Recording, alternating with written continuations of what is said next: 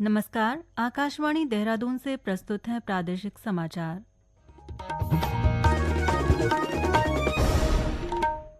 पहले मुख्य समाचार। केंद्रीय गृह मंत्री अमित शाह ने कहा, विकसित उत्तराखंड के बगैर विकसित भारत का निर्माण संभव नहीं। रुद्रपुर में आयोजित उत्तराखंड निवेश उत्सव में श्री शाह ने कहा, आयुर्वेद, योग, प्राकृतिक उपचार और जैविक खेती आने वाले दिनों में उत्तराखंड के विकास का आधार बनेंगे। हरिद्वार में श्रावण मास का कांवड़ मेला अपने अंतिम चरण में, बड़ी संख्या में कांवड़िए गंगाजल भरकर अपने गंतव्यों की ओर रवाना हो रहे हैं। और चंपावत जिले में लोहावती नदी के संवर्धन और संरक्षण के लिए सीवर ट्रीटमेंट प्लांट जल्द शुरू होगा। प्रादेशिक समाचार के साथ मैं आशा भट्ट और अब समाचार विस्तार से। केंद्रीय गृह मंत्री एवं सहकारिता मंत्री अमित शाह ने कहा है कि विकसित उत्तराखंड के बगैर विकसित भारत का निर्माण संभव नहीं है। श्री शाह आज उधम सिंह नगर जिले के रुद्रपुर में आयोजित उत्तराखंड निवेश उत्सव में जनसभा को संबोधित कर रहे थे। उन्होंने कहा कि जब तक छोटे राज्य आगे नहीं बढ़ सकते, तब तक देश का समग्र विकास नहीं हो सकता है। इसलिए केंद्र सरकार ने छोटे राज्यों और पूर्वी राज्यों के विकास में विशेष ध्यान दिया है।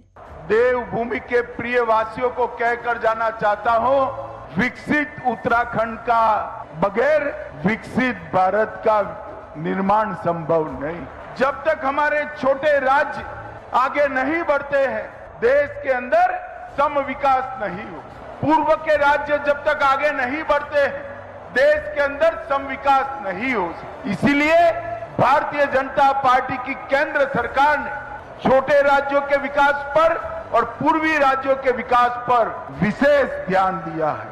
श्री शाह ने कहा कि आयुर्वेद, योग, प्राकृतिक उपचार और जैविक खेती आने वाले दिनों में उत्तराखंड के विकास का आधार बनने वाले हैं। उन्होंने कहा कि इन क्षेत्रों में राज्य की परंपरा, वातावरण और लोगों की श्रद्धा जुड़ी है। इन क्षेत्रों में कई गुना अधिक निवेश और पर्यटकों के आकर्षित होने की अपार संभावना है। आयुर्वेद, योग, प्राकृतिक उपचार और जैविक खेती, ये चारों आने वाले दिनों में उत्तराखंड के विकास का आधार बनने वाले। और चारों क्षेत्रों में यहाँ परंपरा भी है, वातावरण भी है और जनता की श्रद्धा भी। ये चारों क्षेत्रों में अनेक गुना ज्यादा इन्वेस्टमेंट और टूरिस्ट को लाने की एक बहुत बड़ी संभावना पड़ी है। केंद्रीय गृह मंत्री ने कहा कि उत्तराखंड के मुख्यमंत्री पुष्कर सिंह धामी ने औद्योगिक विकास और पर्यावरण के बीच में संतुलन स्थापित किया है। उन्होंने कहा कि श्री धामी ने नीतियों में पारदर्शिता, क्रियान्वयन में तेजी और दृष्टि में दूरदर्शिता के साथ ही उत्तराखंड के समग्र विकास का खाका खींचा है। वहीं इस अवसर पर केंद्रीय गृह मंत्री ने 1342 करोड़ रुपए से अधिक की विभिन्न विकास योजनाओं का लोकार्पण और शिलान्यास भी किया। इस अवसर पर मुख्यमंत्री पुष्कर सिंह धामी ने कहा कि आज का उत्सव प्रदेश की विकास यात्रा में एक महत्वपूर्ण अध्याय के रूप में अंकित हो रहा है। उन्होंने कहा कि आज ग्लोबल इन्वेस्टर समिट की तीसरी ग्राउंड सेरेमनी आयोजित हो रही है। निवेश का आंकड़ा 1 लाख करोड़ रुपए को पार कर गया है।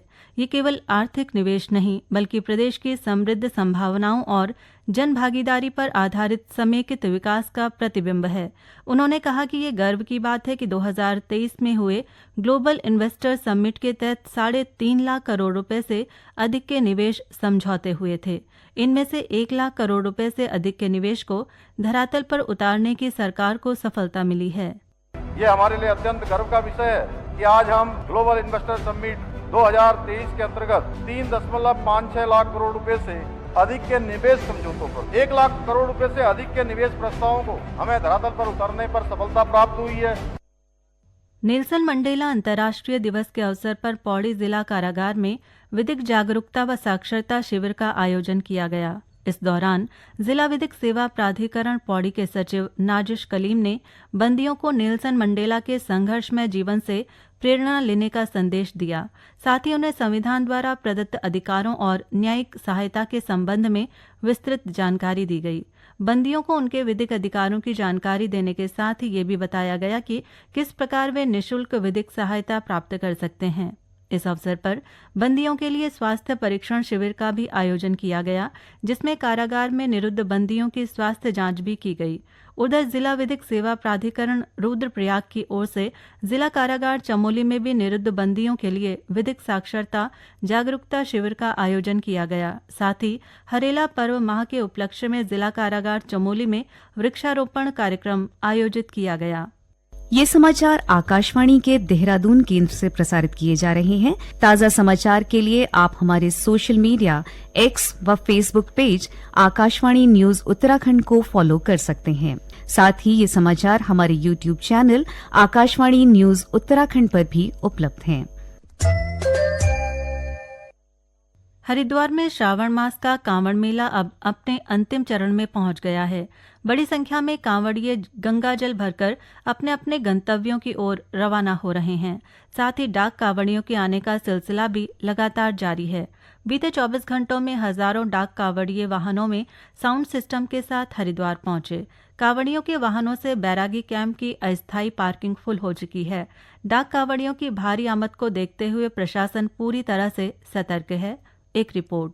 डाक कांवड़ वह परंपरा है जिसमें श्रद्धालु गंगा जल भरते ही बिना रुके सीधे अपने शिवालय तक दौड़ते हैं। कोई पैदल दौड़ लगाता है तो कोई वाहनों से गंगा जल लेकर जाते हैं। जहां बाइक और बड़े वाहनों पर डाक कांवड़े उमड़ रहे हैं, वहीं पैदल जल भरने वाले श्रद्धालु भी अब अपनी रफ्तार तेज कर चुके हैं। हरिद्वार में इन दिनों डीजे पर गूंजते भक्ति गीत और कांवड़ियों की टोली भक्ति के साथ ऊर्जा का संगम बनकर निकल रही है। वहीं प्रशासन ने कांवड़ियों से अपील की है कि धार्मिक आस्था के साथ ही अनुशासन का भी ध्यान रखें। उधर जिस तरह से कांवड़ियों का आगमन हो रहा है, उसको देखते हुए आगामी दिनों में कांवड़ियों के भारी तादाद में तीर्थ नगरी पहुंचने की संभावना है। इस बार कांवड़ियों की संख्या 6 करोड़ से ऊपर पहुंचने का अनुमान लगाया जा रहा है। आकाशवाणी देहरादून के लिए समाचार कक्ष से रविंद्र सिंह। चंपावत जिले के लोहाघाट स्थित लोहावती नदी के संवर्धन और संरक्षण के लिए सीवर ट्रीटमेंट प्लांट जल्द शुरू होगा। इस संबंध में उप जिलाधिकारी नितेश डांगर की अध्यक्षता में संबंधित विभागों के अधिकारियों की बैठक में लोहावती नदी को स्वच्छ बनाने की योजना पर चर्चा की गई। उप जिलाधिकारी ने बताया कि लंबे समय से लोहावती नदी के दूषित होने और इसके संवर्धन को लेकर लोगों द्वारा शिकायतें की गई थी। उन्होंने बताया कि लोहावती नदी और बाड़ीगाड़ में गिर रहे सभी गंदे पानी के नालों को टैप कर sewer treatment plant Devrari band के पास बनाया जाएगा। पूर्व में कई बार ये शिकायतें मिली थी कि लोहावती रिवर में जो सीवेज है उसका पानी अनट्रीटेड जा और यहाँ के लोगों को उससे दिक्कतें हो रही हैं, जिसके लिए हमारे जिलाधिकारी महोदय ने स्टेप लिया और एक एसटीपी प्लांट का उन्होंने प्रोजेक्ट किया है, जो हमारे पूरे जो नगरीय क्षेत्र है उसके जितने भी नाले जो हमारे लोहावती रिवर और बाटीघाट गदेरे में जाते हैं उसको वो ट्रीटमेंट करके आगे देवराड़ी बैंड के पास है वहाँ पर एसटीपी प्लांट बनेगा और शहर का पूरा जो अनट्रीटेड पानी है उसको उसके थ्रू वहाँ ट्रीटमेंट के बाद उसको ट्रीट किया जाए। जो प्लांट है वो 2.5 mld का है, वो नेक्स्ट 30 इयर्स के लिए बनाया जाता है और एसटीपी प्लांट की कैपेसिटी नेक्स्ट 15 इयर्स के लिए है। चमोली के जिलाधिकारी संदीप तिवारी ने आज नंदा देवी राजात यात्रा की तैयारियों के तहत नौटी गांव का भ्रमण किया। उन्होंने स्थानीय ग्रामीणों से मुलाकात की और नंदा देवी राजात से जुड़ी परंपराओं, मान्यताओं और तैयारियों की जानकारी ली। ग्रामीणों ने यात्रा के ऐतिहासिक महत्व और स्थानीय सहयोग को लेकर कई महत्वपूर्ण बातें साझा की। जिलाधिकारी ने ग्रामीणों को आश्वस्त किया कि यात्रा को सुरक्षित और सुव्यवस्थित बनाने के लिए जिला प्रशासन पूरी तरह से तैयार है। रुद्रप्रयाग जिले में लोक पर्व हरेला धूमधाम से मनाया जा रहा है। इसी कड़ी में जलागम प्रबंधन की ओर से एक पेड़ मां के नाम और गो ग्रीन थीम के तहत विशेष वृक्षारोपण कार्यक्रम का आयोजन किया गया। ये कार्यक्रम जखोली विकासखंड के लाटा बाबा इंटरमीडिएट कॉलेज शीशो मांडा में आयोजित हुआ। इसमें विभागीय अधिकारियों और कर्मचारियों के साथ ही विद्यालय के शिक्षक और छात्र छात्राओं ने उत्साहपूर्वक भाग लिया। अंत में मुख्य समाचार एक बार फिर। केंद्रीय गृह मंत्री अमित शाह ने कहा, विकसित उत्तराखंड के बगैर विकसित भारत का निर्माण संभव नहीं। रुद्रपुर में आयोजित उत्तराखंड निवेश उत्सव में श्री शाह ने कहा, आयुर्वेद, योग, प्राकृतिक उपचार और जैविक खेती आने वाले दिनों में उत्तराखंड के विकास का आधार बनेंगे। हरिद्वार में श्रावण मास का कांवड़ मेला अपने अंतिम चरण में बड़ी संख्या में कांवड़िए गंगाजल भरकर अपने गंतव्यों की ओर रवाना हो रहे हैं। और चंपावत जिले में लोहावती नदी के संवर्धन और संरक्षण के लिए सीवर ट्रीटमेंट प्लांट जल्द शुरू होगा। इसके साथ ही प्रादेशिक समाचार का ये अंक समाप्त हुआ। नमस्कार।